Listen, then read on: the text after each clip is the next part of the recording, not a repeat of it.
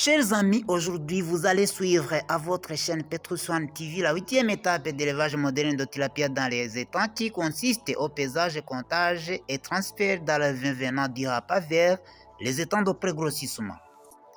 Néanmoins, avant de commencer l'émission proprement dite du jour, faisons d'abord un petit rappel sur l'émission vue précédemment, voire celle de la 7e étape. Celle-ci portait sur le contrôle du comportement d'alevins dans les Hapa. Ainsi, nous avons vu que dans le Hapa, les alevins manifestent des comportements particuliers. Dans ce cadre, il a été constaté que normalement, quand il fait froid, les alevins se reposent au fond du Hapa. Mais quand il fait chaud, ils remontent à la surface d'eau et ils nagent incessamment en groupe.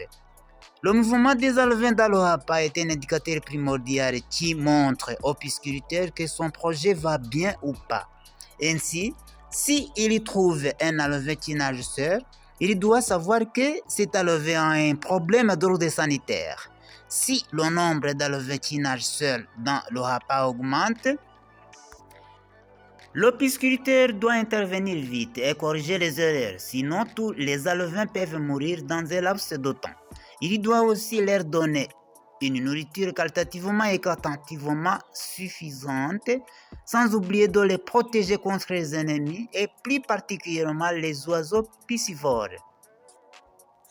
Chers auditeurs de Petrus One TV, passons maintenant à l'émission du jour qui consiste au pesage et comptage et au transfert d'alevins venant du Hapa vers les étangs de pré-grossissement.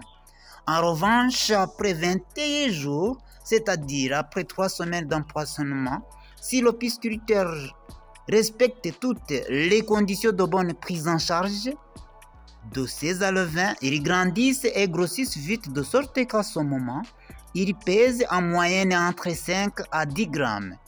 À ce moment, compte tenu du petit volume du Hapa, le problème de densité commence à s'imposer. Voilà pourquoi le pisciculteur intervient et il fait le transfert de ces alevins vers l'étang de pré-grossissement. Avant de faire ce transfert, il faut d'abord les peser et les compter en vue de faciliter l'action de les nourrir dans les étangs de pré-grossissement. Il est conseillé de faire ce transfert pendant le matin. Il s'effectue à l'aide des récipients ouverts contenant l'eau comme par exemple les bassins, les seaux, en vue de veiller à la bonne respiration de ces alevins.